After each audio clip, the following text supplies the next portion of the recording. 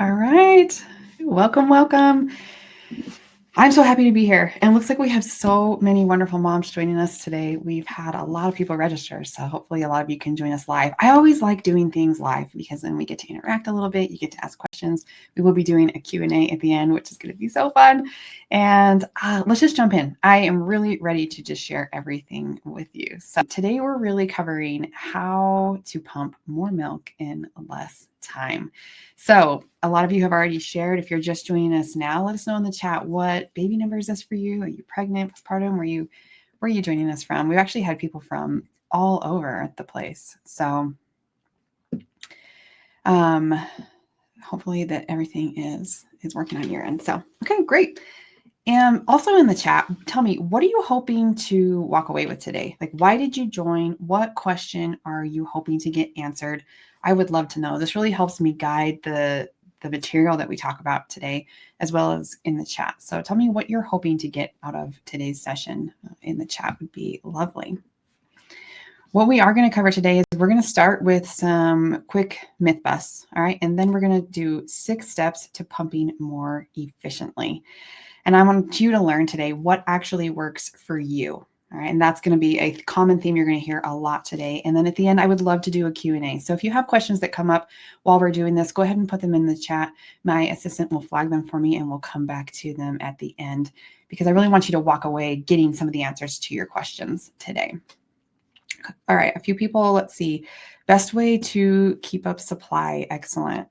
Pumping efficiently with no power pumping. I love that. We are going to touch on that. How to pump faster and up supply. Excellent. I'm stuck 6 months postpartum, relactating due to so many problems. I'm so sorry, Shannon, but that's what we're here for. How do you make your situation fit with what you need? Not able to pump enough for baby's needs. Why? What do I do? Perfect. Not perfect. We're going to talk about that though. I'm sorry that you're struggling. These are all really lovely. Always inconsistent amounts. It looks like, how do we increase supply? Only getting drips. Tried a lot of supplements. 5 months postpartum, no power pumping, please. You will not hear me recommend power pumping in this presentation, I promise, because that is not what we teach.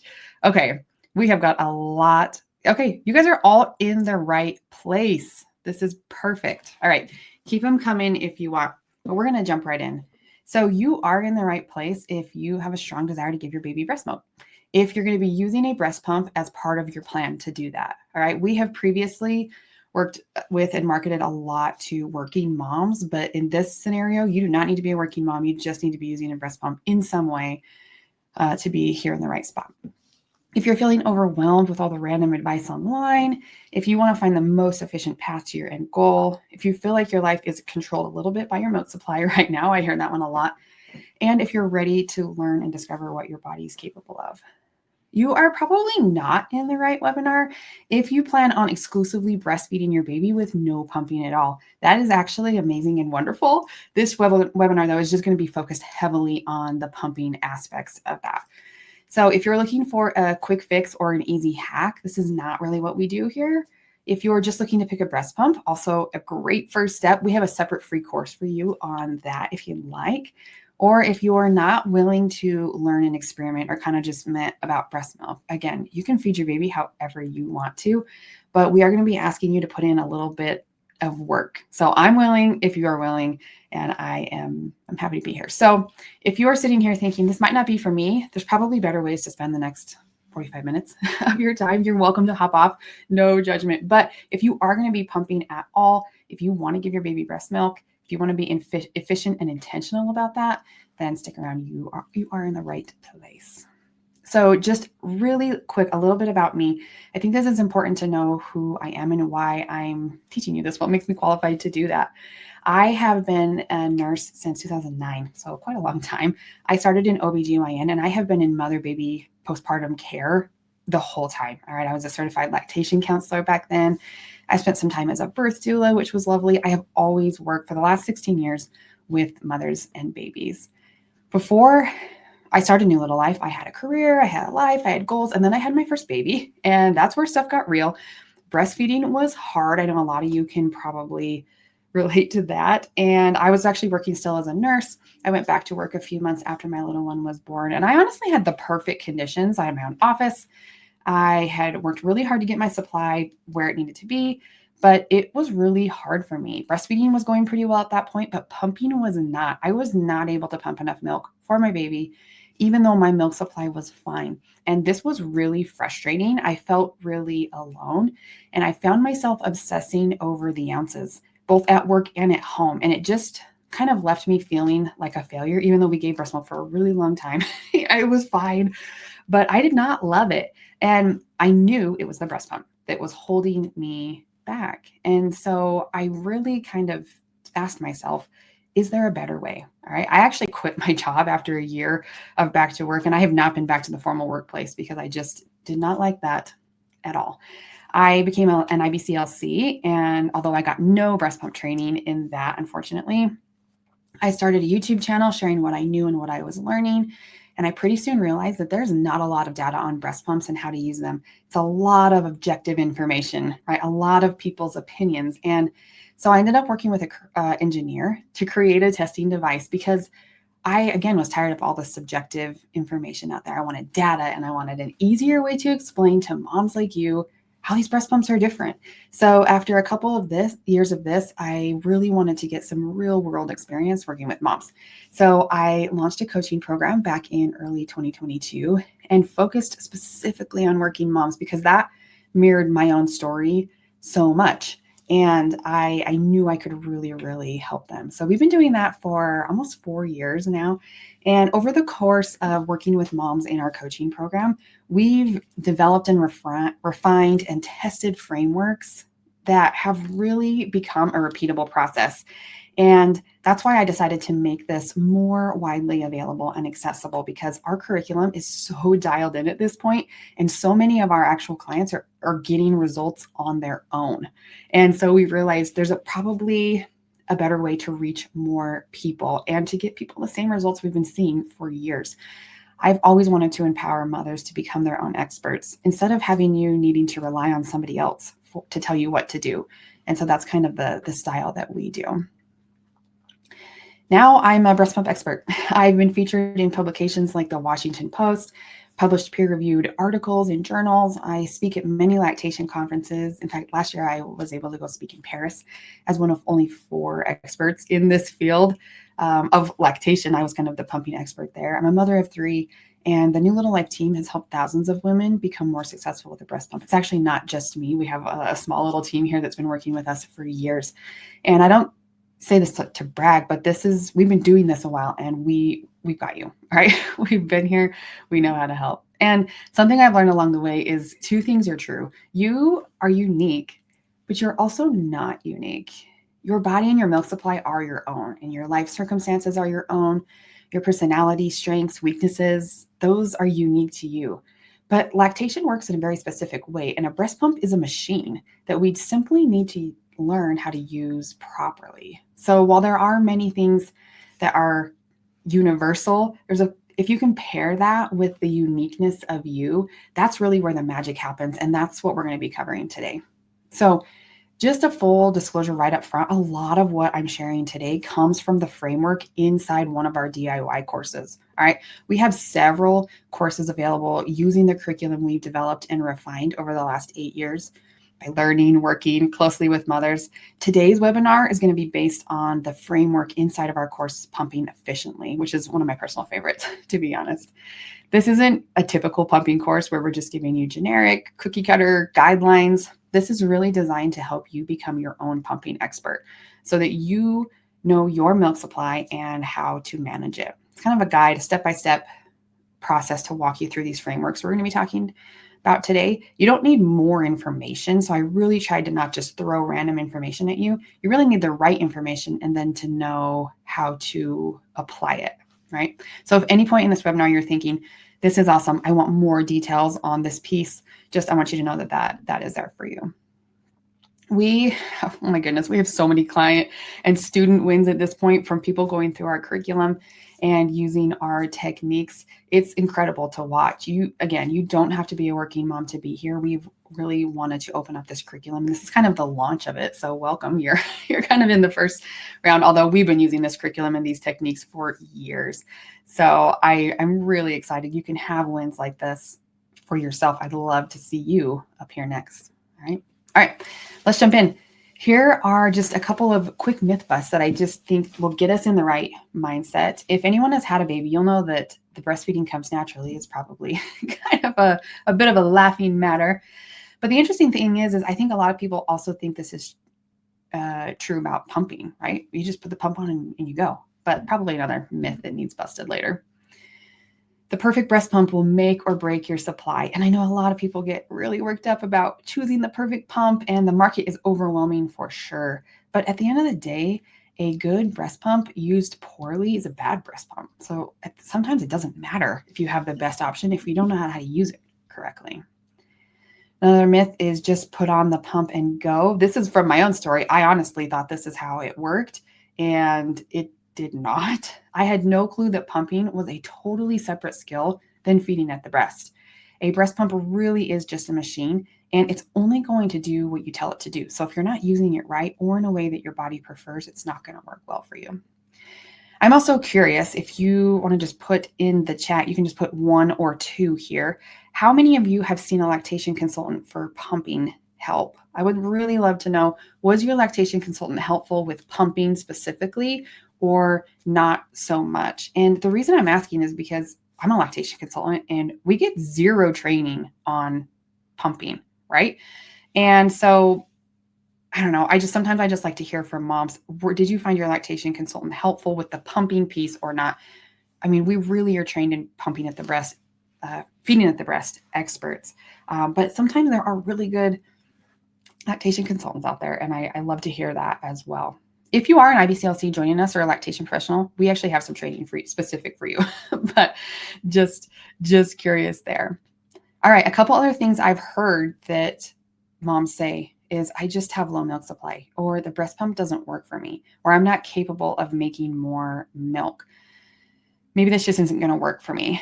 And the good news is that it's probably less than 2% of mothers have insufficient glandular tissue, meaning that you don't have enough glands to make milk well.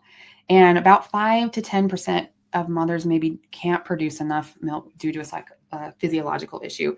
This is actually a really difficult thing to study because a lot of moms think that they don't make enough milk when it's more of an incorrect feeding or a pumping issue.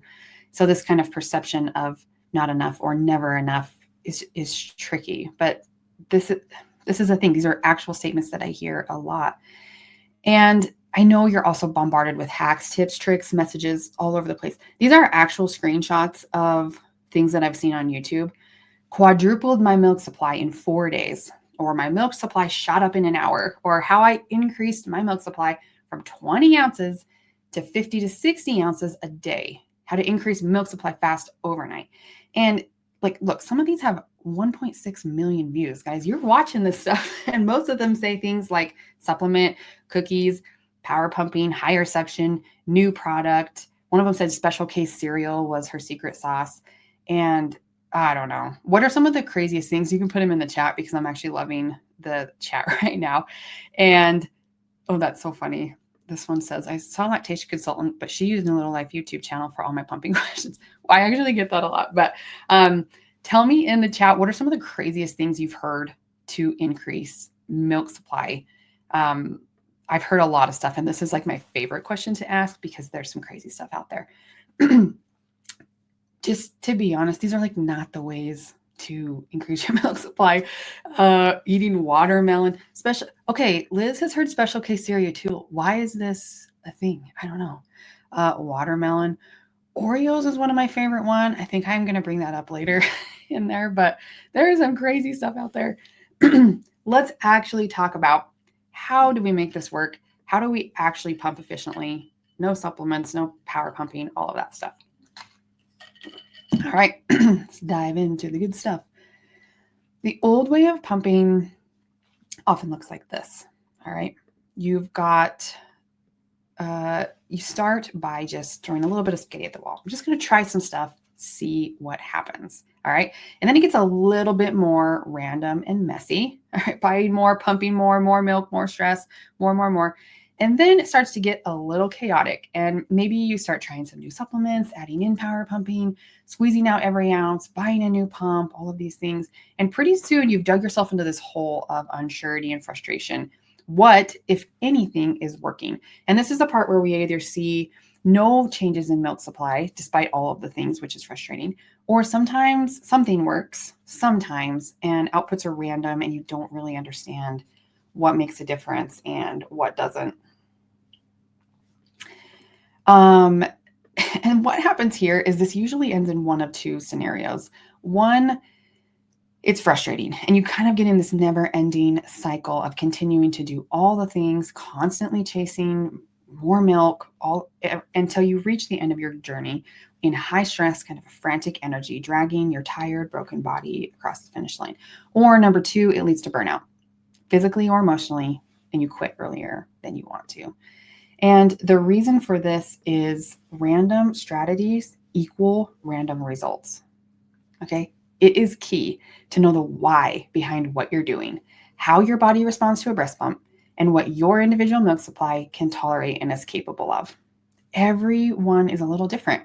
And sometimes someone does find something that works, and sometimes they like to share it. And that's kind of what you see on social media. For example, if you eat a package of Oreos and then you see an increase in your supply, this could be because your body needed calories, right? And Oreos are good for the soul, so that's good too. But there's nothing special in an Oreo that's going to magically create more milk, all right? There's actually been some good oatmeal cream pie. I've heard oatmeal a lot too. Kale, ginger, carrot juice, cookies, yes.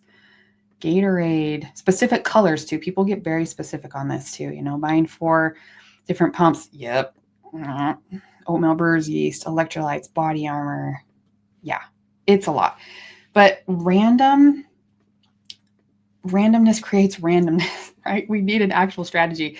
And I think sometimes throwing some money at a problem, so buying a new pump or a supplement or things like that, can actually feel like you're doing something, and you get a small dopamine hit as well. And it can feel like, oh, I'm making progress. But if you don't address the underlying issue, you're not going to build, protect, and control your milk supply, which is another one of our frameworks that we use heavily. Another example of this is buying a breast pump. Some people said that. But again, a good breast pump used poorly is a bad breast pump. All right, so there is a new way, and we're going to walk you through it today. It is figuring out how your body responds to a breast pump, which aspects of pumping are critical for you and which don't matter at all, so you can forget about them, right? And this process is intentional. It's step by step. It's optimizing what works and eliminating what doesn't. And it starts with pumping more milk in less time. So how do you pump efficiently? If you've been on the YouTube channel recently in the last year, maybe you've probably seen this proficient pumping pyramid. And this is what we're going to dive into today. Pumping efficiently looks like this. You remove all the milk in your breasts every time you pump as quickly as you can. Right? Every person is a little different. And that's why we teach this model the way that we do. The proficient pumping pyramid is actually where we start with everybody. Everybody we work with, we start here. Because if you can find, again, which aspects of pumping are most important for you, then you can focus on those and ditch the rest. Right? Don't forget, a breast pump is a robot. It will only do what you tell it to do. So let's start at the bottom here with milk expression frequency, or your pumping schedule. That might be a simpler way to say that. The biggest mistake that we see in kind of creating your pumping or your expression schedule is using a generic schedule. All right, I got these off Google, and they basically all say the same thing. Pump every 3 hours or 8 times a day or 200 minutes a day or whatever, generic times on a beautiful graphic. But is this schedule realistic for you? Is it too much, or is it not enough milk removal to maintain your specific supply? And what if you're also combination feeding at the breast? What if you miss a session, right? There's just a lot here that's kind of left to the imagination. So what we teach is to create a custom pumping schedule that actually works for you and protects your milk supply. There are 3 essential aspects here. We've got frequency, consistency, and efficiency. So let's walk through each of these. We're going to start with frequency. Frequency is how often you pump in a single day. For example, are you pumping 4 times a day or 8 times a day in 24 hours? And again, I know I'm saying pumping a lot, but you can also think of this as milk expressions. So if you're combining with feeding at the breast, if you're also feeding baby at the breast and pumping, are you removing milk with a baby or a breast pump 4 times, 8 times a day, whatever, okay? Frequency is important. For example, you can't just pump for 2 hours in the morning and then not at all the rest of the day. Just like you can't work out hard for a week and then take the rest of the month off, or eat 2,500 calories for breakfast and then nothing for the rest of the day. This matters because milk removal drives milk production. So getting enough sessions in frequently throughout the day is key, especially early on in your pumping experience. The frequency or the interval that you need each day is going to vary a little bit person to person. Some can go longer between milk removals. Some need to go pretty close together, and we'll talk more about that in just a minute. But there are 2 things that go on here when you pump frequently, meaning often. And one is nipple stimulation. That sends signals to your brain to keep making milk, right? And then milk removal tells your brain how much milk to send. So more nipple stimulation, if you're not removing milk well, isn't going to get you much output. And this is where the power pumping or the adding more pumping sessions in throughout the day really falls short, okay? Just like dripping, letting milk drip out of your breast with no stimulation isn't going to work for your milk supply either, right? You have to have both stimulation and good removal to tell the brain keep making milk and how much milk to send. And then consistency is more about what your pumping or breastfeeding routine looks like over time. Are you removing milk consistently every day? Are you sticking to roughly the same patterns?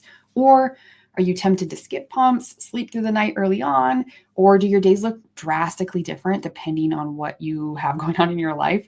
Think of consistency like the tortoise. He's steady, predictable, and reliable. The tortoise doesn't rush, and it doesn't skip or stop either. All right? And that's exactly what your milk supply needs to feel safe and supported from the very beginning. And if you are removing milk often for a few weeks, and then you slow way down or stop, or like the hair, that's when it throws things off. All right. Sometimes you can come back from that and sometimes you can't. That usually turns into a relactation situation, which is hard. So it's much easier to stay consistent. And I know this sucks sometimes, right? After a few weeks with a newborn, you want sleep.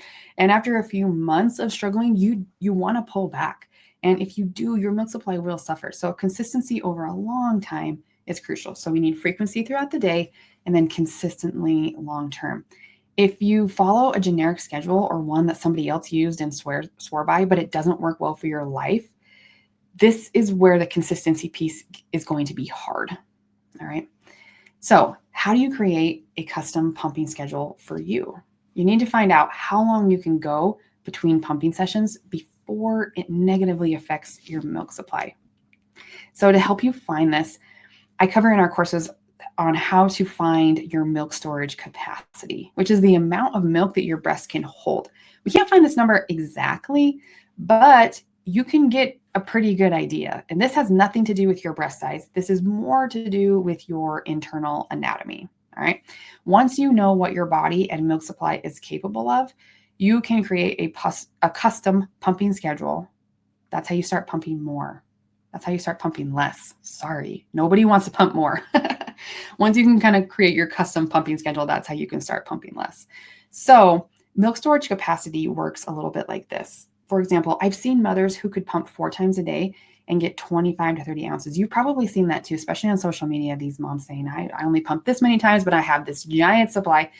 These women usually have a very large storage capacity and have also built a really full milk supply.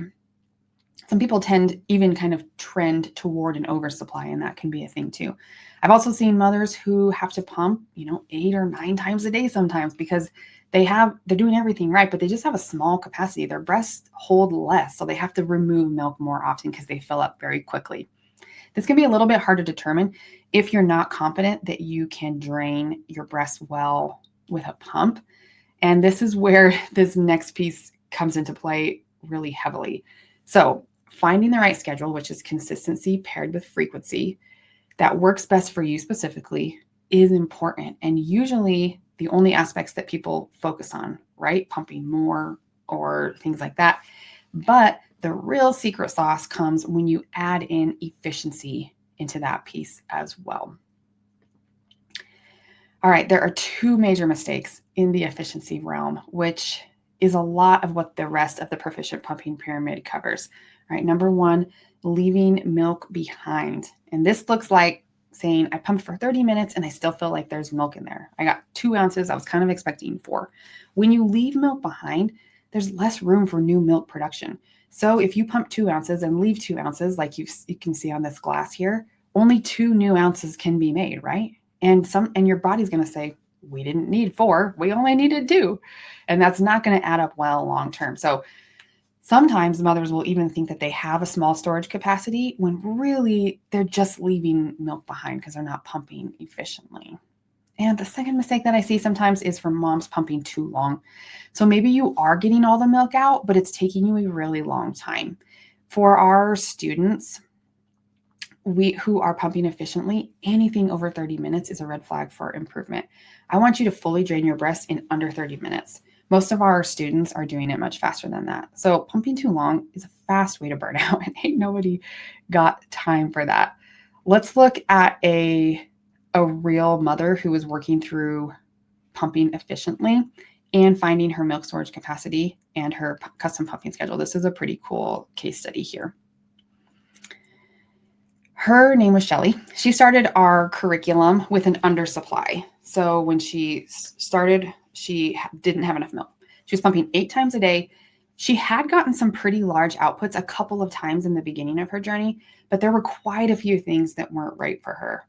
As she worked through our frameworks, she actually went from an undersupply to an oversupply.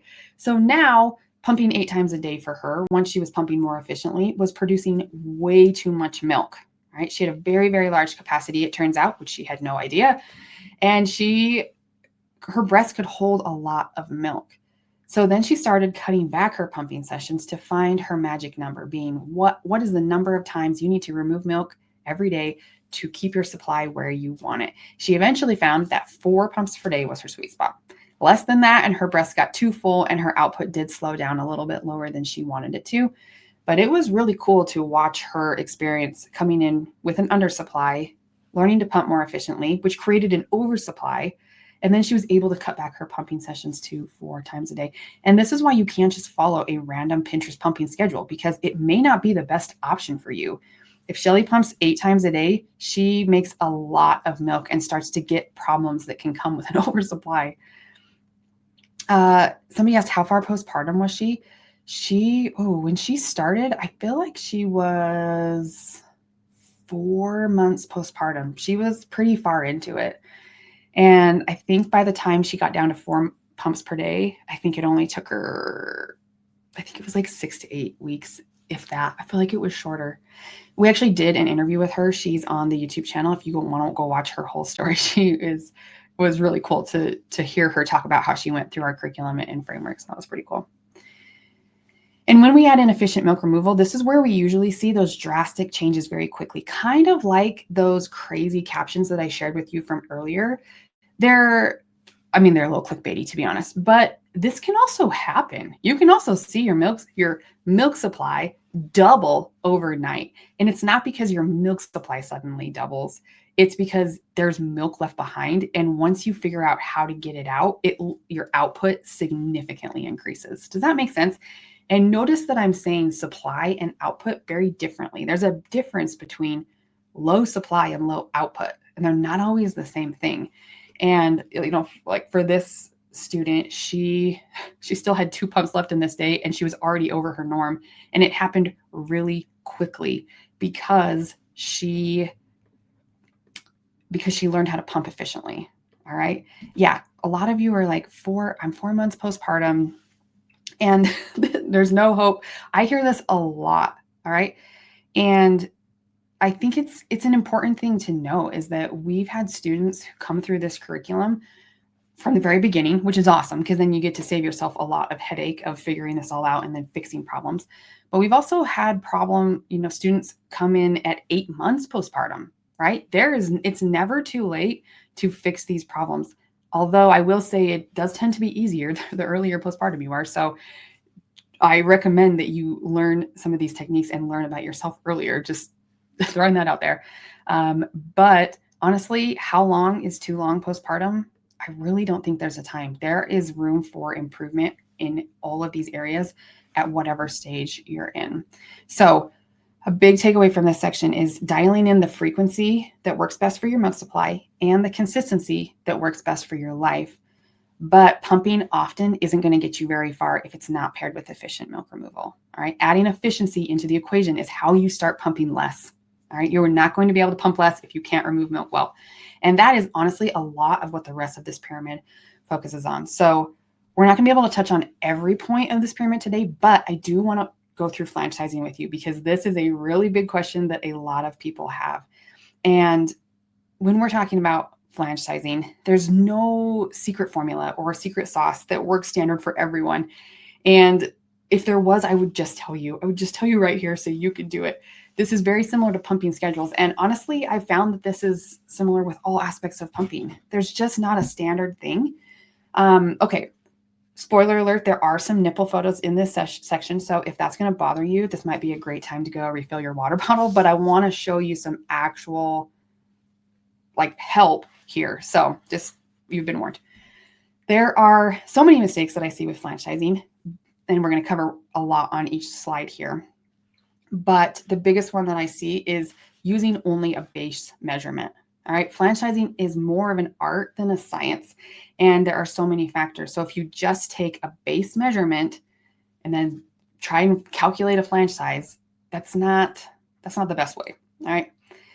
When we go through flange sizing in the curriculum, it's a 3-step process. All right. And it does start with a base measurement. Like, you got to know, are we starting with 24 or are we starting with 12? That'll give you some help. So we do start there.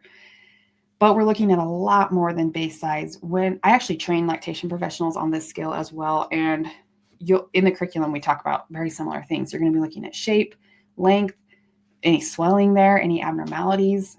Because guess what? There's a big variety of nipples, and not all of them are perfectly circular and very easy to see with that stretch in a moderate amount of elasticity. Okay. And we can teach you how to do this yourself because you're going to need to do it more than once. Oh, there's so much information. I'm skipping ahead. Sorry. But here's a tip. When you're measuring your nipples, I really don't like the circular rulers. The biggest mistake here on this step is getting an incorrect base measurement. All right. So let me show you of how this works. This was a client who had sent in some photos just kind of for educational purposes. She had self-sized herself at 21 millimeters, which looks like pretty good. But here's when she actually sized it using our methodology and a better technique, she was more of a 15 to 16 millimeter at her base. So she was 5 millimeters off the base measurement just by sizing herself incorrectly. And this is one of the most common mistakes. And this is where you can get yourself into some trouble, is using a wrong base measurement. All right. Step 2 in this process is to see what the nipple responds like under suction. All right. And the biggest mistake, I think, in this area is that everyone thinks they have elastic nipples, but I made up this statistic.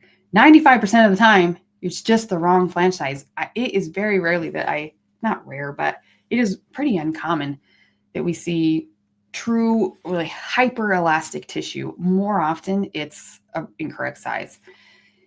And you have to see what your nipple does under suction. Okay, so for example, I think this is a screenshot actually, because I couldn't put a video on here of a video, but you can see that this mom's nipple is stretching clear to the end. You can actually kind of see it on the far nipple in the photo as well. The nipple is stretching that far. She measured a 19 at the base of her nipple, and this is a 19 millimeter flange, so it's exactly the same size, but she does have a lot of elasticity in this nipple. And so those pink parts, actually, you can't see those when the nipple's at rest. That's just like part of the stretching here. And so with this one, she actually tried a couple of different styles of products.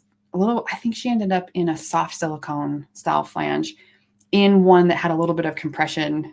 Again, we go through all of these styles and things like inside the course there, but ended up in a different style and product, which helped her hold back the skin a little bit more and made it so that her nipple could move how it needed to. And this is why, you can't use a formula on a base measurement and then add 2 millimeters and that's your size, right? It just doesn't work. And then step 3 in the flange sizing process is to experiment and adjust. The most common mistake here is that you try a size and then you never do anything again. Flange sizing is a lot more of a clinical skill than an art, than an exact science, right? And sometimes you just need to try something and see how it goes. It's very common that you don't get the perfect size right off the bat, especially if there's a lot of swelling from using the wrong size. So we like to find what works now and then have you reassess in 2 weeks to see if it still fits.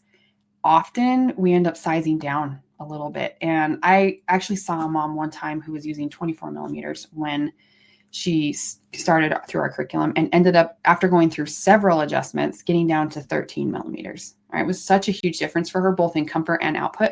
She could pump more and do it faster. So flange sizing for her really was the secret sauce. Jasmine asked, I have flat nipples. I'm not sure if I'm using the right size. How do I know? That's a great question. And there, like I said, there's a big variety of nipples and shapes and things. And that's why it can be hard to measure. I get it. So kind of pairing all of these together, which is measuring and then seeing what happens under suction and then being okay with experimenting and adjusting. If you know what to look for in all of those things, it can be a lot easier. Again, we can walk you through all of those steps so that you can do this yourself inside the course, but you really have to pair all 3 of those together to see what's happening. Having a good flange size will give you more output, more comfort. It'll help you empty faster and you'll have better tissue health. So this was from a mom. She's actually a twin mom. Okay, Liz. And she said, when I started my journey, I had the wrong flange size and I was in so much pain when pumping, but still managed to pump 30 ounces a day. Okay, 30 is a lot. Remember, she's a twin mom. So it actually wasn't enough for her babies, but she was getting it done. Within 3 to 5 weeks after starting the curriculum, my supply was up to 50 ounces and I didn't experience pain with pumping anymore. I was so incredibly proud of myself and I would have quit within 2 months if it wasn't for this curriculum. And having an incorrect flange size doesn't always cause pain. All right. I've seen mothers who have gotten a better size and then said, wow, it wasn't painful before, but this feels so much better. Or I was sure I had the right size, but I definitely did not. So I know it's tricky, and there's a lot of questions. I think that those will be flagged for the Q&A at the end, which I would love to answer for you because flange sizing is a big thing. And again, I want to like give you all, like, I want to talk to you more. It's all in this course though for you. And this is a really important skill to know for yourself because your flange size changes over time, right? You're going to need this skill more than once. So even having, someone professionally size you, or if that's a thing, or if you were sized by a lactation consultant in the hospital or something, I hear that one a lot. That is not enough and often incorrect in my experience. But if someone measured you and said, this is your size, I don't know. If you tried multiple sizes, gathered data on each and found where you get the most milk in the fastest time with the most comfort, then you might be in the right flange size. Okay. Anyway, flange sizing is a fun skill to work on and really a vital one if you want to pump more milk in less time. All right, I'm just going to touch briefly on these other 3 because I don't want to keep you guys here all day. Actually, in the Pumping Efficiently course, I think there's over 6 hours of video lessons. So it's just more than we can cover here. And I'm not going to make you sit that long today. But the next step in the Proficient Pumping Pyramid is maximizing your letdowns. Getting multiple letdowns each session and being able to trigger them quickly and on demand is such an important piece of pumping, right? It is such a non-issue when you are feeding at the breast, but it's such an intentional and important process when you're pumping. And I love talking about this one. And it's a huge focus in our curriculum because it is one of the biggest culprits of leaving milk behind. If you're only pumping through one letdown, or if it takes you a really long time to trigger multiple letdowns, that's when you end up pumping too long, And so this is a big one that we focus on. And I remember this mom kind of gave us some feedback here because one of the mistakes that we see with letdowns a lot is that it severely affects the output you get and the time it takes you to pump. So this client or this student here took 40 minutes every time she pumped to get 5 ounces. So she could get what she needed. It just took her a long time. She was able to get down to 20 minutes with the same output. And to be honest, the secret for her was letdowns. She needed to know how to trigger them quickly and intentionally for her with the pump that she was using. And she was able to cut her pumping time in half. All right. So a couple quick tips in the letdown section here. You should be able to get multiple letdowns in each pumping session, ideally under 30 minutes. All right. And you should know how to trigger the first letdown in under 2 minutes. That's kind of the goals here. When you're pumping, you don't always have to feel them. Actually, this is a good question. I feel like it's a little easier to notice them when you're pumping because you can see and hear it as well. If you're feeding at the breast, you kind of have to listen for baby swallows or feel it. But when you're pumping, you can see the milk spraying, you can hear it dripping into the bottle. And so if you're not, you're using a wearable pump, so that's tricky because wearables just make things so much harder. I think we've talked about wearables more than once. Maybe we should do another wearable webinar on wearables, but it's such an intentional process for when you're pumping. Here's another good question I'm going to grab real quick. Is it normal for subsequent letdowns to be short? I would say yes, it is shorter. There was a study that was done that said about 50 to 70% of the milk available is usually let down in that first milk ejection reflex or letdown. So meaning that there could be 30 to 50% milk left. So it is common for subsequent letdowns to be shorter and to be a little bit smaller volume, but you have to have them. Otherwise, you could be leaving up to 50% of the milk behind in your breast. That was a good question. Okay, the next step in this pyramid is pumping techniques and settings. And you have to remember the breast pump is a robot. Okay, so finding techniques and settings that work best for you to supplement the suction of a pump is vital for efficiency. The pump will only do what you tell it to do. So the input instructions that you give it need to be right. And these vary quite a bit person to person. So it takes some knowledge and experimenting. I usually break these two up into 2 sections, actually. And in the activity we're going to be doing here soon, you'll see these in 2 different sections as well. But here's a good example of this. When Amber started through the curriculum, she was giving mostly formula. And in about 7 weeks, she actually was giving nearly all breast milk. Not quite, but almost there. And this is crazy. I can't even tell you because this piece of the pumping pyramid was huge for her. She was working towards making this kind of output the norm, but she said that she found incredible power in knowing what she was capable of. And sometimes we think that we're a special snowflake, that it couldn't possibly work for you. Maybe my body just doesn't do it enough. But not everyone can be part of that 2% statistic of moms that just probably not going to make 100% breast milk, right? More often than not, there's a lot of room for improvement, a lot of room to learn.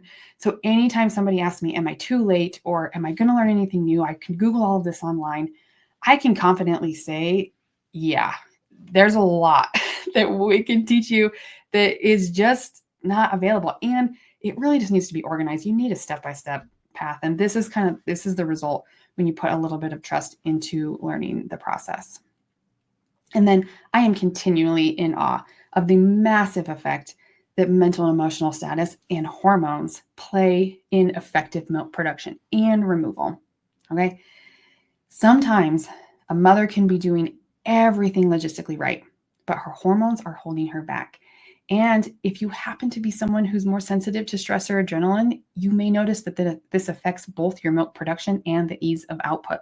So knowing where to focus in this pyramid can be so liberating. If you're throwing spaghetti at the wall, it becomes chaotic.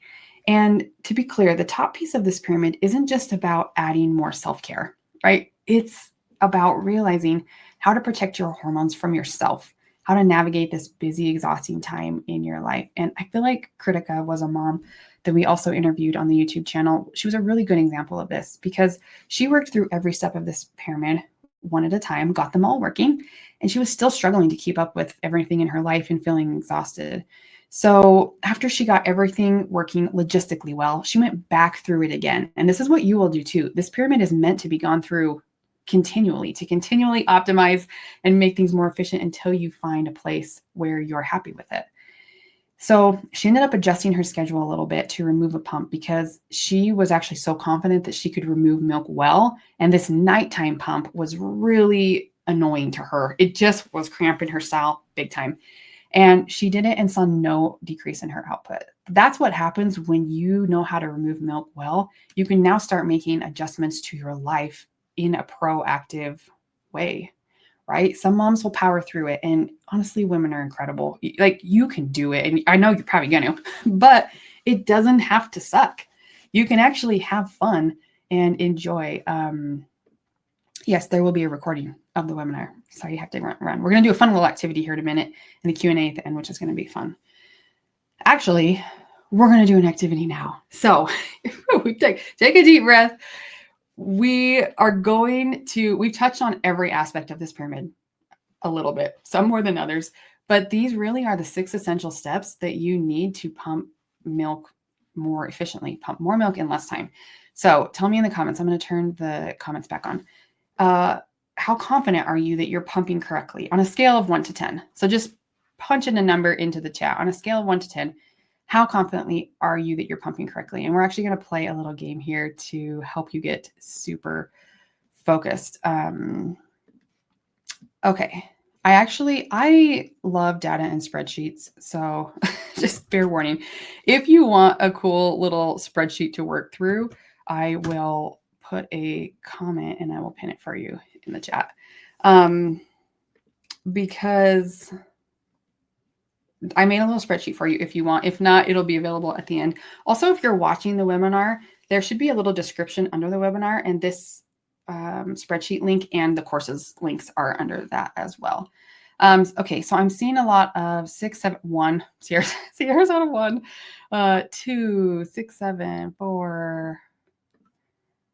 A lot of 2s. Okay, we're going to actually help you. Ooh, 7, Ingrid. Excellent. We're going to actually help you be more clear on this and help you. Heather's at a 0. Sorry. Okay, Heather, stick around. And help you figure out which area of the proficient pumping pyramid you may need to start on first. Okay, so like I said, we're going to do a little thing. If you don't want to open my spreadsheet, or if you can't open the link or something, that's fine too. You can just write these numbers down. All right. So on a scale of 0 to 2, 0 being not at all, 1 being sometimes or maybe, and 2 being I've got this, or like I'm confident here. We're going to walk through each of these sections. I'm going to ask you some questions. So write down your numbers and you can tally them after each section. Okay. So here's the first question: 0, 1, or 2. I rarely skip or delay pumps because of work, sleep, or convenience. All right. So 0 would be I'm super inconsistent. I do this all the time.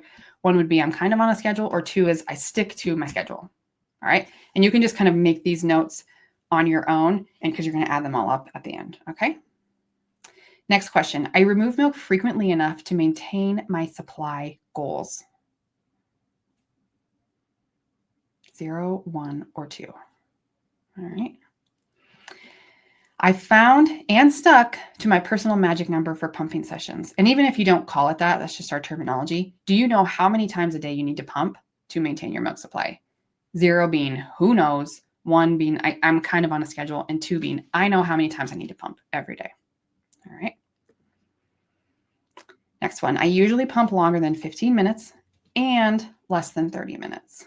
So if you're way above or below those numbers, that's a 0. If it's kind of an ish, that would be a 1. If you can fully empty your breasts between 15 and 30 minutes, then that's a 2 for you.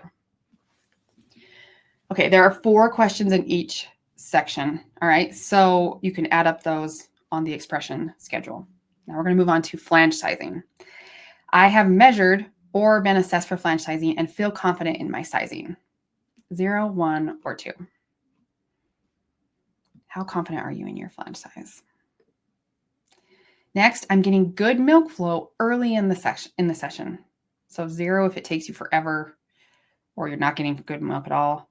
2, if you can trigger a letdown in under 2 minutes, you're getting it quickly. And you might be wondering why this is in the flange sizing section, but that was very intentional. Next question is, I see no signs of rubbing, pinching, or nipple swelling after pumping. 0 if things are not going well, good.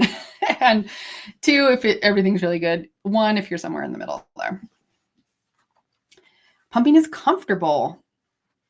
0, 1, or 2. All right, I think that was all 4 in the flange sizing section, so you can tally those ones up. Total possible score is 8 in each of these sections. If you're on a spreadsheet, it's fun. I love spreadsheets. All right, In the letdown section, I know what my letdown feels, looks, or sounds like. 0, 1, or 2. I consistently get more than one letdown per session. 0, 1, or 2. If you can get 2 to 3 letdowns consistently, you can give yourself a 2. I know how to trigger my letdowns intentionally. So if you're like, I need another letdown and I know what to do, that's 2. Sometimes 1, nope, is 0. I can get a letdown within the first 2 minutes of pumping. 0, 1, or 2. If you can get one eventually, give yourself a 1. I understand. Oh, okay, that was the letdowns. All right, so you can tally that section up. Total possible is 8 there. Okay, pump settings. I understand the settings on my breast pump and what it's capable of. I gave this one a green too because I feel like a lot of people, a lot of you are giving it twos. That's awesome. Next one, I experiment with vacuum and cycle speed. If you do that quite a bit, it's a 2. If you never do that, 0. I know which settings work best for me. 0, 1, or 2. Here's one. I rarely switch between different pumps. So if you're using a lot of different pumps, that's a 0. If you bounce around a bit, 1. If you're like, I stick to my favorite or favorite 2, I'll give you that. And I know they work really well, give yourself a 2. If you're bouncing around between pumps, though, a little bit lower score. Okay, that was the breast pump settings score. So you can total those if you want. If you're using the spreadsheet, it's going to do it automatically for you. Pumping techniques. I get more milk out when I use hands-on pumping techniques. If you've never tried, that's a 0. Or if you kind of do, that's a 1. Or if you definitely do, that's a 2. I've tried several different pumping techniques. If you've never tried anything, you get a 0. I know which things help me get more milk out during each session. So if you're having a session and you're like, hey, I need more milk, do you know what to do to help milk flow come? 0, 1, or 2. I frequently do hand expression before or after pumping, even if it's a really short time. So if you never do hand expression in conjunction with pumping, that's a 0. If you do it often-ish, that'd be a 2. I feel calm and unhurried during pumping sessions. If you are laughing, that's a 0. Okay. If you're like, what? No. If you're like, yep, I make time and space for this, you can give yourself a 2. I am mentally present while pumping and rarely multitasking. 0, 1, or 2. You're really focused on your pumping sessions. My life right now is generally positive and well managed. Again, if you're laughing, that's a 0. If you're like, oh man, but if it's mostly, we're not even going to put perfect here. If it's a mostly managed and pretty positive, you can put 2. I don't worry very much about my milk supply. So if you're feeling confident and mostly in control, you can give yourself a 2. You stress sometimes, but don't lose sleep over it. That's a 1. If you are like, milk supply runs my life, that's a 0. Okay, time to add up your scores. So if you're doing this manually, again, there's 4 questions in each section and you get a total of 8. So you can add those up and see where your lowest score was. If you're using the spreadsheet, there is a second tab down here. So the first one was all of those questions. The second one says score. And I'm guessing that I just put in some general answers to some of these questions on probably what I see most commonly from moms. So if your box looks a little bit something like this, maybe a few greens, some yellows, some reds. If it's screaming red at you, you need some help, right? There's also a list right next to it that will kind of break down the areas for you. And if you did this manually, you should see something similar to this as well. And this will tell you where you may need to start focusing first, right? So if you've got a good schedule, you've got that dialed in, you might need to go to another area, mental and emotional. That's also going to affect letdowns. Like I'm not surprised those 2 are red based on these answers I put in here. Those 2 are heavily tied together. All of these sections are really tied together. And so I would love to know in the chat, which area do you feel like you needed the most help with? They're kind of labeled here, A, B, C, D, E, F. Which section? You can also put more than one. You can put all of them if you need to. And so let me know what was your lowest scoring area? Which area do you need to focus on most right now? Actually, all of them. Yeah, yeah. Oh, got another all of them. It's common yeah, pumping techniques. Okay, excellent. Another all of them. C and E. Ooh, interesting combination. And this is what I'm saying is that people have different combinations that end up being the biggest things for them. And this is why you can't just use a generic formula, because look at all these different combinations that we're seeing in the chat. These were some of the lowest scoring areas for people. They are not all the same. And some people have one really clear one. Some people have multiple.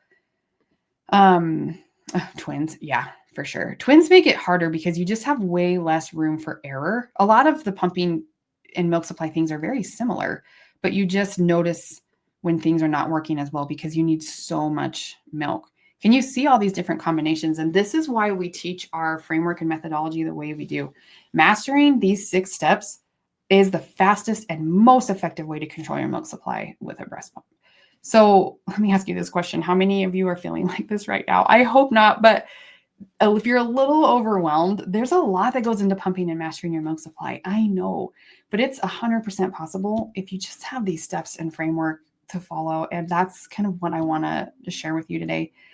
It is totally possible to get your box looking like this, all greens, and maybe not all greens at the same time, but you can get them, you can get this better. And I know we've had so many students go through our curriculum for years with stuff like this. This is actually one of my favorite ones. She said, I know this might be an odd win, but the further I get into the curriculum, the more I'm understanding I'm doing everything wrong. Why is this a win?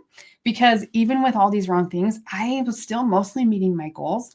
And now I have a better understanding of what is most important to fix first. And I'm so relieved to finally feel like I have the answers, to have a roadmap to get there, and to have things prioritized so I can actually manage those fixes.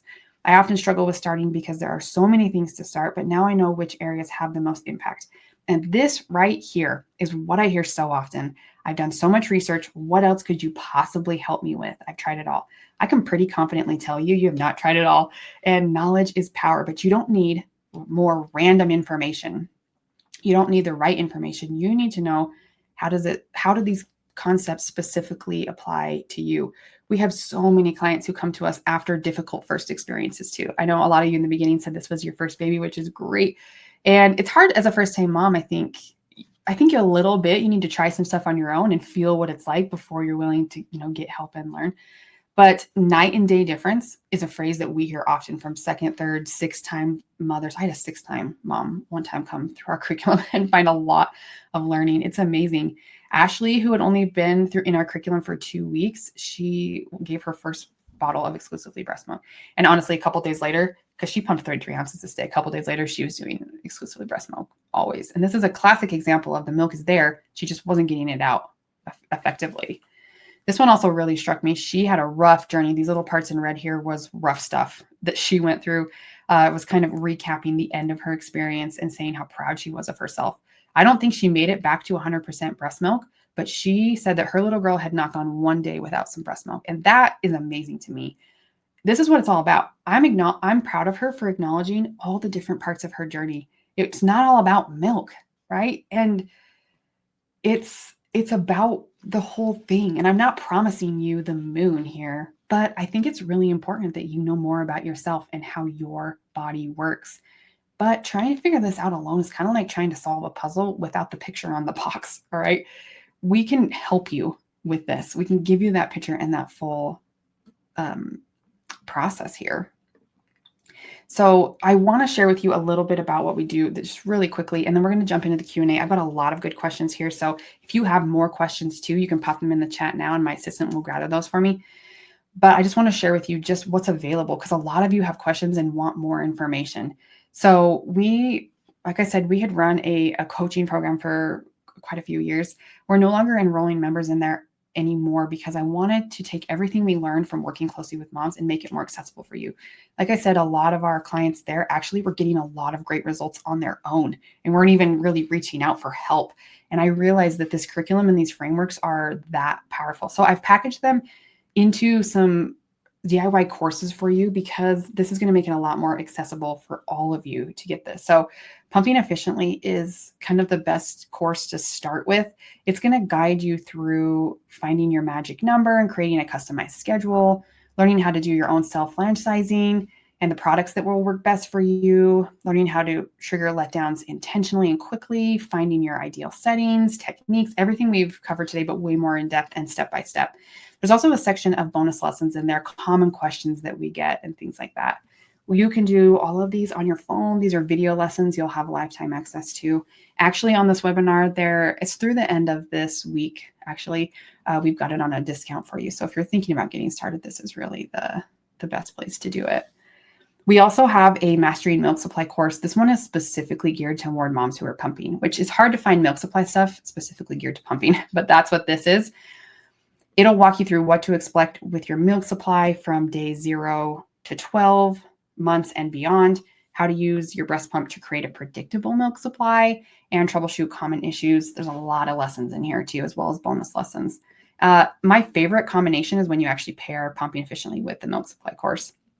You can save money by doing that too, but that's really how you get the best results. And then, of course, we have a back to work course, as you can add that on as well. Probably our most popular bundle because, we've talked to a lot of working moms. But you can't get the back to work course by itself because you really need to know how to remove milk well and manage your milk supply. And then going back to work becomes more of a mental battle and logistics, which is fun. If you're not a working mom, the previous bundle is what I would do, those 2 courses there. We also have a breast pump data library. I wanted to share all of the data we have from our testing our pumps with you. So that's really fun. Some cool comparison tools in there as well. We also have an app, so you can actually just search New Little Life on your app store. There's a couple of free courses in there if you want to start with those as well, choosing a breast pump, things like that. But you can do all of your curriculum on your phone if you want, which is pretty fun. And we see wins like this all this time. She joined the curriculum 5 weeks ago, has a freezer stash like that going back to work. She started with 0. It was awesome. She's been in for 2 weeks, and she said, this morning I pumped the most I ever have in a single session at 4 ounces, which was cool.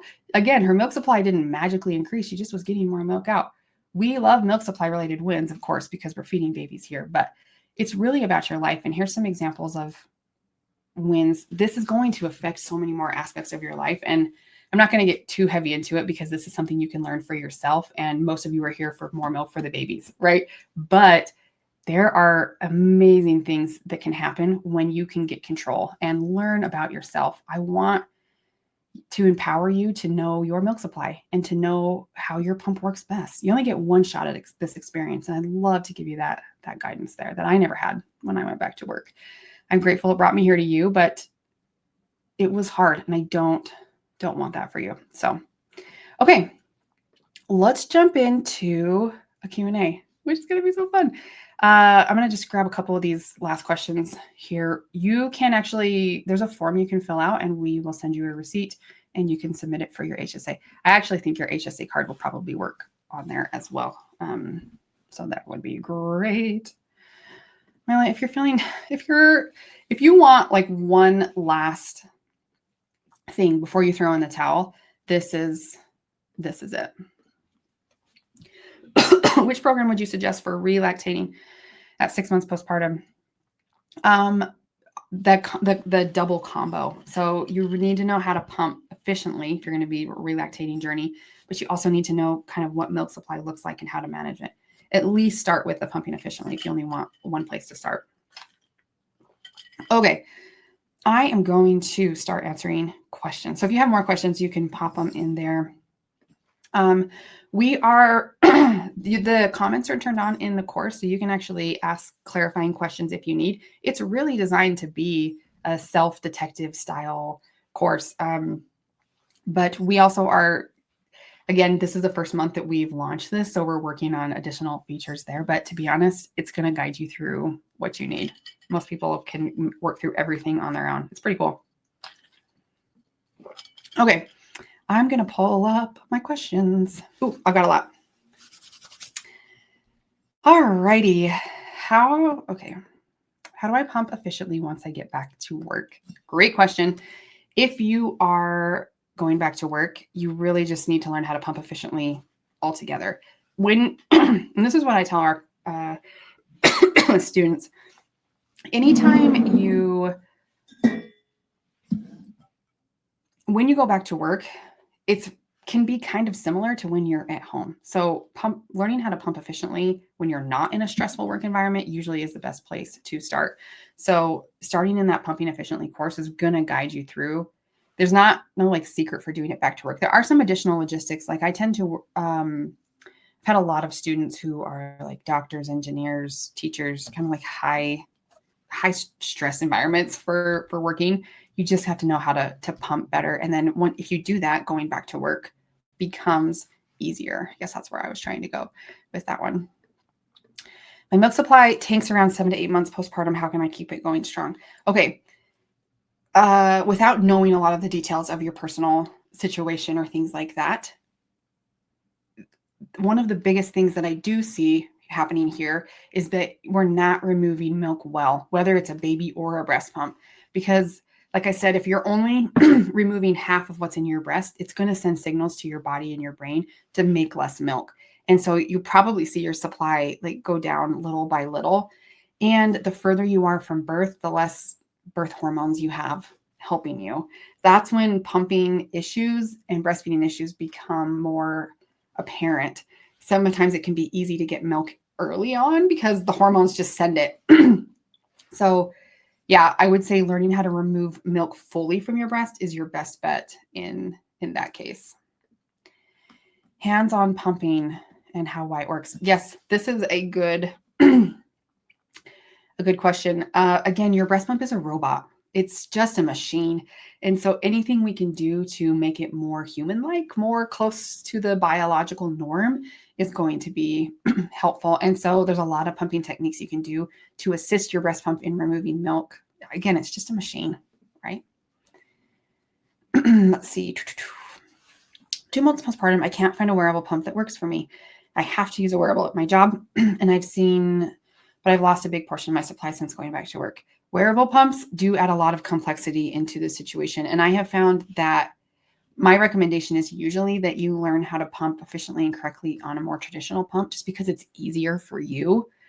And then you can transfer some of those skills that you've learned to a wearable pump. And that is where you usually see the most success. So it's probably not a secret sauce wearable pump that you need that's going to fix it. It's actually learning how to pump correctly. And if all you have is wearables, you can learn it there too. It's just a little trickier. And I get it. Sometimes you have to use a wearable pump at specific jobs, but this is a pumping efficiently problem, not I need a new wearable pump problem, if that makes sense. How do I get rid of my middle of the night pump and keep my supply at 5 months postpartum? I love this question because at 5 months postpartum, you likely can do this, but you're going to have to make sure that you're having consistent and efficient milk removal during the day. And then having a little bit of predictability in your milk supply as well, so you know what to expect. I think you can absolutely drop this pump, but to do that and to protect your supply, you're going to have to know that you can remove milk well during the day, and you got to know what your supply looks like and what it can handle. Sorry, I know that was kind of like a vague answer, but that's the secret for that one. How do I determine if I have elastic nipples, and advice for getting the most out of my pump? I hate to like send you there, but it's in the courses work, and it will guide you through how to self-assess your nipple and get a good flange size. And also you got to walk through that pyramid. Like there's not a secret here. Like every step needs to be working well. I know I had more milk, but the pump won't extract it because caused me to be engorged. Okay, this is a pumping efficiently problem. Then you got to walk through that pyramid. I can't tell you what the exact thing for you is that's not working right, but something's not working right. So you've got to go through those steps and figure out what it is. Yes, I'm so excited for this. I want to do the full program 2 years ago. I know. And like I said, we've run a coaching program for quite a few years, and it was not cheap. And so, but I found that the curriculum was working so well, and I wanted to have it more accessible. So that's exactly why we're here. Ashley, I hope to see you in there. I'm excited. Stop pumping in the middle of the night and my supply tanked. Is there a way to rebuild it without getting up at 3 a.m.? Yes, there is. It depends on how far postpartum you are. If you're like 2 weeks postpartum, you got to express milk at night, but after a few months, you should be able to stop doing that quite as much. So, that is, yeah, we got to figure out you got to kind of know what your body can handle. What can your milk supply handle and what can it not? And then you can figure out how to manage it while still keeping that middle of the night pump out. I hate middle of the night pumps, so I'm with you there. Ditch it if you can. Question, do I need to nurse and pump when around my baby? I pump during the week when my baby's at daycare and nurse at night before the weekends. I don't pump at all. That's a good question. If your baby's doing a good job at managing your milk supply, you shouldn't need to, right? And again, it's just kind of knowing your milk supply. What does that look like? All right.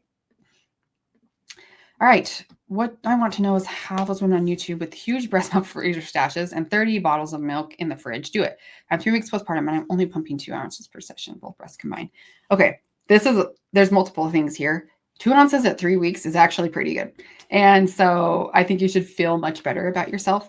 Like I mentioned before, some people have really large storage capacities, meaning that their breasts can hold a lot of milk. Some people also tend toward oversupply, like their hormones in their body just kind of, that's their normal tendency.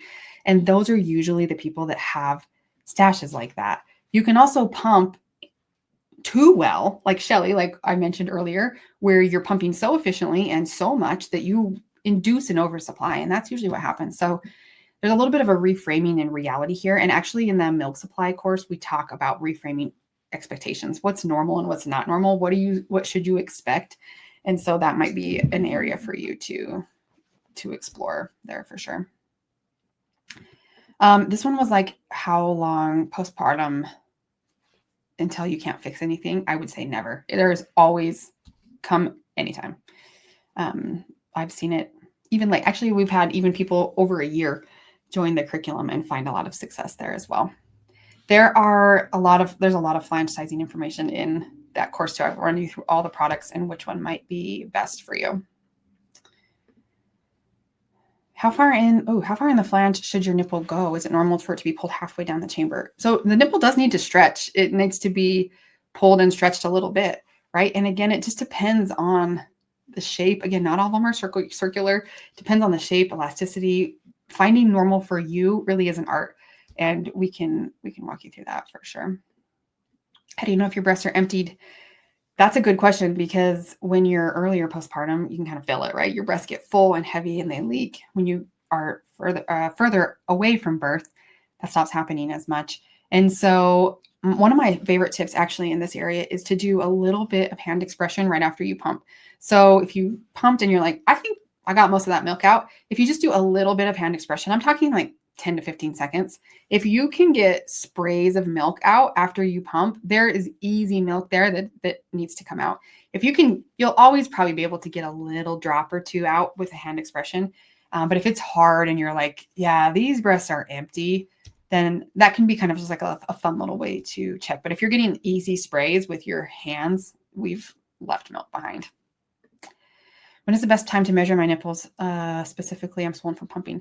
I usually like to see it at your longest rest state. So 2 hours after pumping, or like right before your next pumping session, is usually the time when the nipples have had time to go back down to normal a little bit. Also, this is why we do it multiple times, because sometimes there's just residual swelling that is just living there because the size has been wrong for so long. That's why a week or 2 weeks later, if you come back and size again, you're like, oh, this isn't the right size anymore. It'll work initially for a little while and then it will not work as well. It's because some of the swelling's gone down. Complex, I know. So I think I did that question. How do you trigger multiple letdowns while pumping? Good question. You got to kind of find what works best for you, and we can walk you through that inside that course there. Do I switch back into simulation mode to trigger another letdown? That's a great start. And hopefully you're adjusting your pump settings back and forth in the session, going back into simulation mode. If that can trigger a letdown for you, perfect. And you can do that a couple times in a session. Some moms need a little bit more help or a little bit more intentionality there. But everyone's a little different. But that is where I would start for sure. Ooh, good question. Are the amount of letdowns dependent on hydration? It's a good question. Hydration does affect milk supply, right?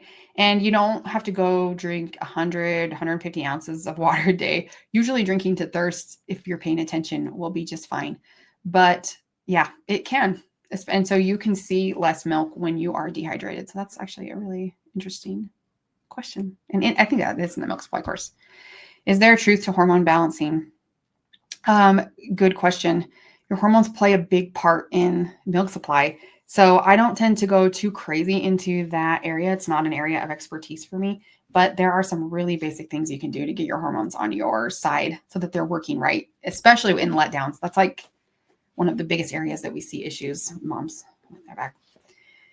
Hypothyroidism does definitely affect milk supply. Hopefully you're working with your care provider to keep your levels within normal range. If you can keep them within normal range, usually milk supply functions really similarly to someone who doesn't have hypothyroidism. But you got to be keeping them there. So that's a good question. Any particular pump you recommend? Of course, there's a lot of information on the channel. We actually have a free course on choosing a breast pump as well. You can find on the app. Both the Baby Buddha and the Unimom Opera are some of my favorites. So you're on the right track. Confused on how to get my milk supply to increase. Do I need to power pump until I get the desired ounces per session? Or do I need to keep with my normal pumping schedule and increase will come? So excellent question. Pumping incorrectly more often is not going to get you more milk. You really need to be pumping better. And so I almost never recommend power pumping. And because, again, just pumping more is not, if it, like something's already not right, right? So that doesn't make any sense to me.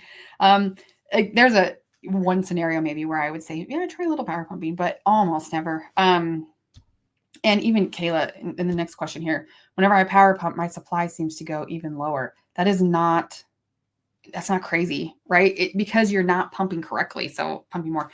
So in this case, if you want to increase your supply, you need to remove milk better. So you need to remove more milk and do it better. So really learning how to pump efficiently, how to fully drain the breast is going to be the answer there. You might have covered it, but how do you suggest to measure for flange size? There's a detailed explanation in the course. Okay. Oh, good one. Advice on triggering letdowns at work. Okay, if you are going back to work, I highly recommend that whole bundle for the working mom because things can, I said earlier, it's very similar when you're pumping at home, but there are some nuances of pumping at work. It's a little bit more stressful, and this is where hormones can get in your way. So finding what works for you, and then how do we get into that mental state so that oxytocin can flow and let the milk down is key. So, HSA, I covered that one. Just send us an email to info@newlittlelife.com and we'll get you a receipt if anyone wants to do that. How do I know if I need a different pump or if I'm not utilizing my pump correctly? I love this question. Okay. Very rarely do I recommend getting a different pump. You can probably get by with the pump that you have, unless you are using only a very poor wearable pump. Like, here's my personal opinion, like the Mom Cozy M5. One of the pumps that I will say you need a new pump, right? But there are not that many other ones that I don't think you can make work if you just learn how to pump better, to be honest. So instead of, before you go buy a new pump, it's the same to invest in a course like this. Like that's what I would try. It's going to probably save you a ton of money down the road. So that's a good question. We've just got a couple more here. I don't want to keep you guys too long, but you can keep them coming if you want. I love answering questions. So here we go. I feel like I've extracted all the milk from my pump session. The milk stops flowing, but I can always get a little bit more out with hand expression afterwards. Normal. Good question. So if you can get like a drop a little bit, you probably have done a pretty good job. I will say though, if you only pump through one letdown, if you only had one time where the milk was flowing pretty well, and then you were, it kind of slowed down, and then you were almost dry pumping for the rest of your time, I can probably say that there's milk left behind. If you only saw one letdown, there's probably milk left in there. Again, if you're getting drops, it can be okay. If you're getting sprays of milk, there's milk. I get similar output when I go 90 minutes versus 3 hours. Does that mean I have low storage capacity? Maybe. More likely, Maybe. It might mean that you have low storage capacity, meaning that your breasts get kind of full there. I would also be really curious to know, does your milk supply go down a little bit if you do those longer stretches? Because if your breasts are full, they're not making more milk. So if you find that you have similar outputs, you probably should err on the side of the shorter time to protect your supply, especially if you can get, 2 ounces at 90 minutes versus 2 ounces at 3 hours. If you just did 90 minutes and 90 minutes, now you've doubled your output, right? So again, a lot of it's just math and kind of thinking through it that way. Another option here would be you might just not be getting the milk out fully at that any time. So you're just like always pumping the easiest top milk and never the back milk would be another potential there. Okay, we're getting close to the end of these questions here. Managing a combo feeding schedule is so confusing to me. I may be doing it fine, but I don't know how much to expect when I'm also breastfeeding. Awesome question. We cover this pretty extensively in the milk supply course because this is confusing and going back and forth is challenging because sometimes you can see the numbers and sometimes you can't. And so really learning your own milk supply. And I think even just the confidence of knowing that you can get everything out with a breast pump can give you a lot of confidence there because your baby's doing something different when they feed every time they feed. But if you're like, I know when I sit down with my pump, I can get everything out, then the amounts don't stress you out as much. Does that make sense? I hope so. But using the Spectra, I recently bought the Mom Cozy V1 Pro. How do I find the right settings for wearables since they have such different settings?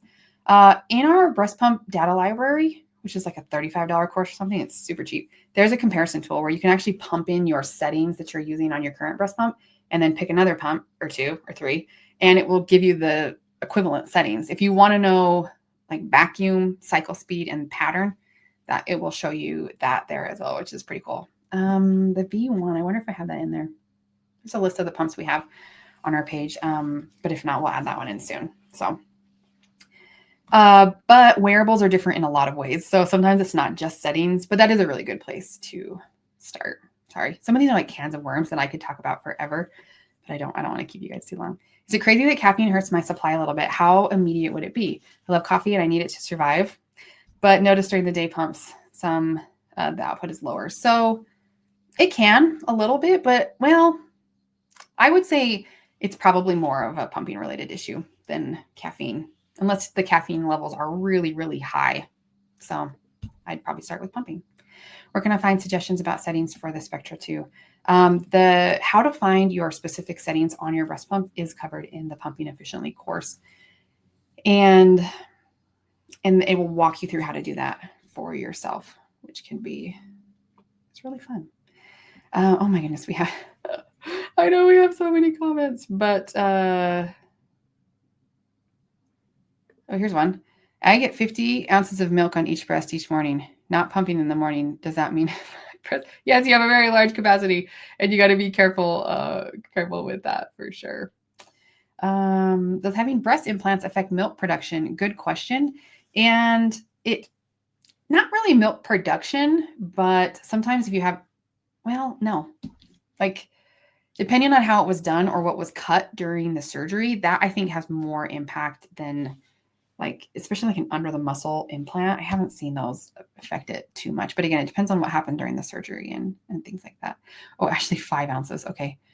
You freaked me out with 50 ounces. So let's see, 5 ounces. It kind of puts you right in the middle of storage capacity, but sometimes the thing that happens is that you can think you have low capacity when you're just actually not removing all the milk that's there. So like Shelly, she thought she had low supply, low capacity, everything. When she was pumping more efficiently, she realized she had a really large capacity that she could pump 10 ounces in a session, but she wasn't doing that before she started. So it can kind of look different, and we treat it the same way, whether it's fake low capacity or real low. And if it's fake, it will increase and you'll see it, which is pretty cool. Will you add the comparison settings for the UV? Yes, I will. Emma, actually, my assistant, is on here, and she can put that on my list for me. Okay. I know we didn't get through every question, but this was so fun. I love being here with you guys, and I really want to do more webinars. I think we may do them a little bit more often to help just give information and I don't know. I love interacting with you all. So thank you for being here. Sorry to keep you a little bit later than I said I would, but I love answering questions and I'm happy to do it anytime. So if there's anything else that I can do for you, there is a pinned comment in the comments here to our courses page if you want. I've really like poured my heart and soul and the last 4 years of experience working closely with moms and learning these breast pumps. I've been in the breast pumping world for about 8 years now, but they're they will get results if you're willing to do the work. All right. There's no quick hacks in there. There's no easy, like, eat an Oreo, more power pumping, things like that. It's really balancing the science and the practical. I want you to understand your own body. And that's what you'll find in the type of education that I usually do is I don't care what the internet says and I don't care what the perfect thing is. The only thing that matters is what works for you. And I want you to feel the empowerment that can come when you understand your specific milk supply and you know how to get it out quickly. All right. I have had so much fun being here today with you. Thanks again for being here. This replay will be replayed, emailed out if you want to watch it again or if you wanted to come back and get some more information on any of these pieces. But I hope it was helpful. Thanks again for taking the time to be here. And oh, you guys are the best. This is like my favorite part. I love seeing so many moms here. Oh, you guys are so wonderful. Okay, I will see you inside the courses. Let me know if I can do anything to help you. If you have any questions, you're welcome to email us, and we'll talk soon. Bye, everybody.